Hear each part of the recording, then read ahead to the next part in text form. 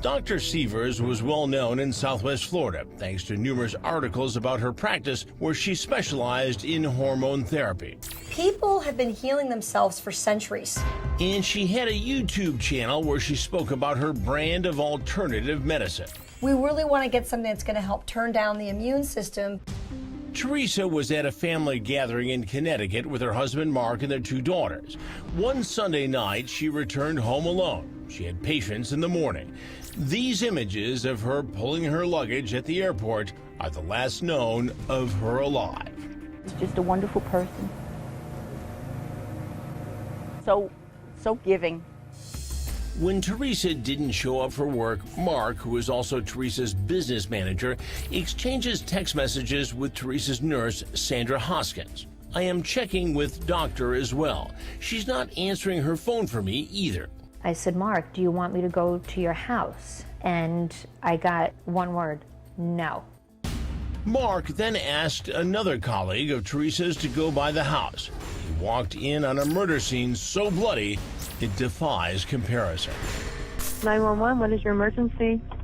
I'm at a friend's house. He's out of town, and I came here to check on his wife, and she's dead on the floor. He seemed terrified about a killer on the loose. I'm afraid somebody's in the house. I mean, Okay. somebody killed her. Right. I mean, it's a murder. Right? She's bashed in the back of the head. My God, she's my friend. As deputies rushed to the house, Nurse Sandra says she had a chilling phone conversation. I called Mark and I said, Mark, I know you told me not to go to your house, but I don't know what's going on. And his words were, do not tell anyone doctor is dead. The door looked like it was jimmied open. Detectives found a crowbar in the grass. On the bloody tile floor in the kitchen, they saw Teresa's wallet, missing a credit card. And right there, the murder weapon, the hammer caked with blood and clumps of hair. I'm like you and I'm like everybody else. I always want a bad person, particularly a killer, to be in custody as quickly as possible.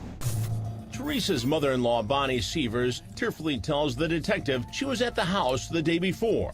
She claims Mark told her not to set the alarm so the dogs wouldn't set off the motion detector. I really feel that it's my fault. You cannot blame yourself. Many began to wonder, was Teresa's killing linked to the mysterious deaths of 2 other holistic doctors? Jeff Bradstreet and Bruce Heddenall died just weeks before Teresa. Some online conspiracy bloggers theorized it could be because all 3 doctors promoted natural cures instead of pushing pharmaceuticals. But in Teresa's case, Lee County, Florida Sheriff Mike Scott says detectives had a different theory.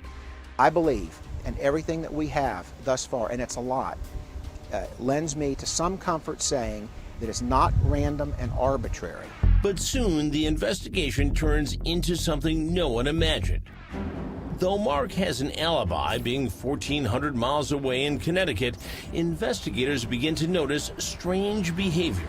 Here, he's seen running away from our Fort Myers affiliate WZVN, trying to learn more about his wife's brutal death.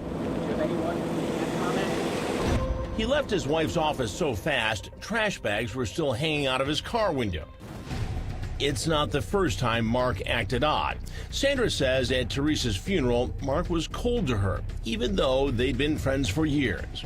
His demeanor and his body language and his character didn't fall into place with a man who was mourning. As Mark was still hanging out at the family home, detectives soon uncovered some dirty laundry. She lived on the edge. Teresa's business partner, Lenka Spiska, told cops Teresa struggled with addiction and with her sexuality. What type of addiction? She had an issue with the pot. Then she had, the sexual orientation. Detectives say Mark told them he and Teresa experimented with other partners in the swinger lifestyle. Mark reportedly claimed Teresa fantasized about his best friend, Curtis Wayne Wright. He and Mark even looked alike. Dr. Teresa Sievers and her husband Mark seem to live a storybook life at their beautiful house in Bonita Springs, Florida. But the fairy tale was fractured forever when Teresa was bludgeoned to death with a hammer in her own home. Detectives soon found this was no widespread conspiracy to murder holistic doctors. This was closer to home. We had to connect a lot of dots, cross a lot of T's. We want it to be right. Detectives say they found those connecting dots in Mark's phone. They say a series of phone calls to a disposable burner phone led them to a double-wide trailer 1,100 miles away in the Missouri Ozarks, and another man named Curtis Wayne Wright. Curtis and Mark look eerily alike. We are conducting the video on the interior of the residence. They soon learn Curtis Wright might hold some intimate clues in the bludgeoning murder of Teresa. Mark reportedly claimed he and Teresa were into a wild swinger lifestyle, and Curtis was Teresa's sexual fantasy.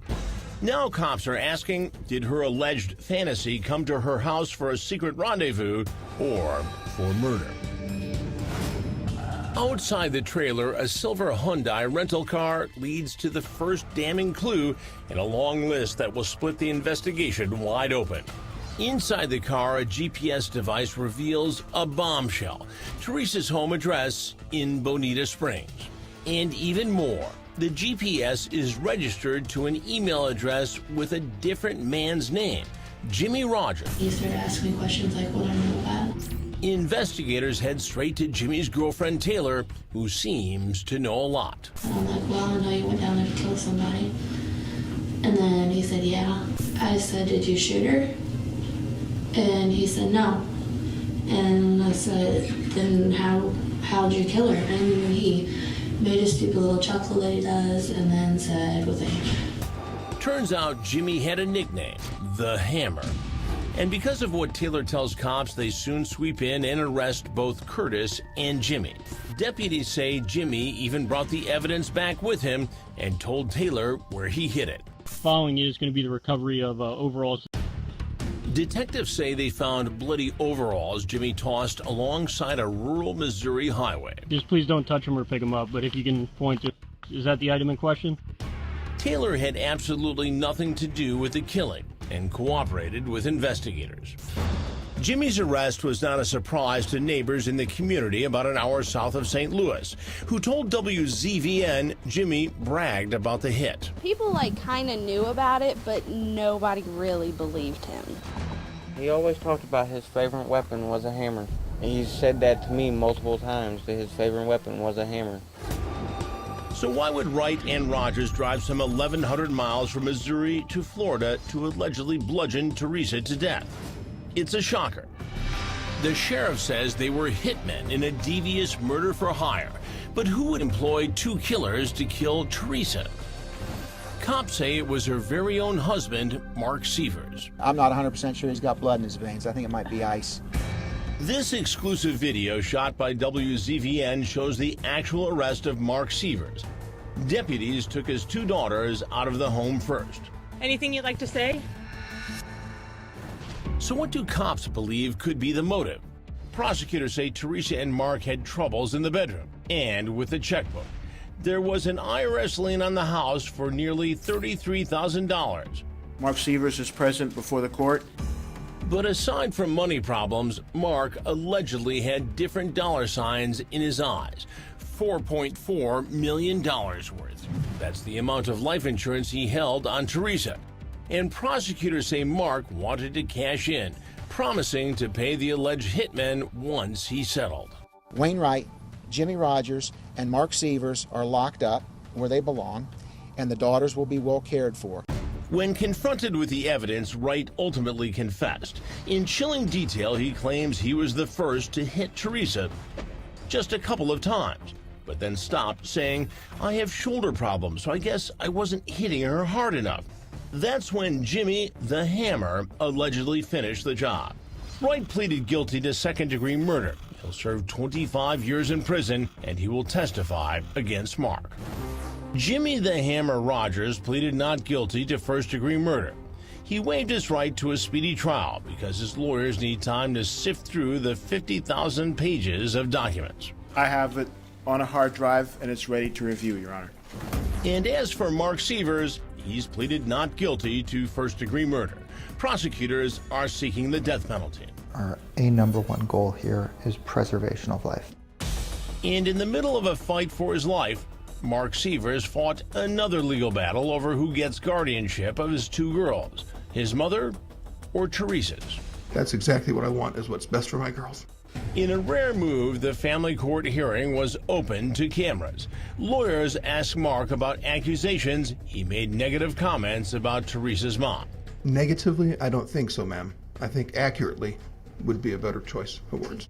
The judge didn't buy his argument and granted permanent custody to Teresa's mom.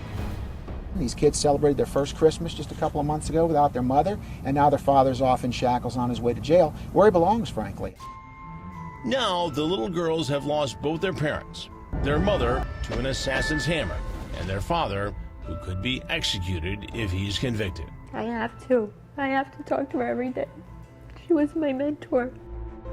And in Bonita Springs, Teresa's nurse, Sandra Hoskins, thinks of her mentor every day and keeps her old stethoscope sorely missing her boss and friend. I'm glad she gets justice. Mark Sievers' family maintains he's innocent, betrayed by his best friend. Reporter Jeff Butera from our affiliate WZVN ABC 7 is with us now. First off, Jeff, I know cops have been called to the Sievers home several times since Mark was arrested. They have, Chris, and that's kind of been a bizarre sideshow to all of this. There were 2 reports of break-ins at the Sievers house over the last couple of months. And then in July of this year, there was a guy who got pulled over by law enforcement, and he had said he had done some work on the Sievers pool. Law enforcement sees a box that he's got with Mark Sievers' name on it. They know the name from all of the news stories. They look inside the box and they say they found computer equipment and tools and sporting gear and sex toys. And this guy ended up getting arrested for that, although at least publicly there's been no indication this was anything more than a guy who had access to the house who took something.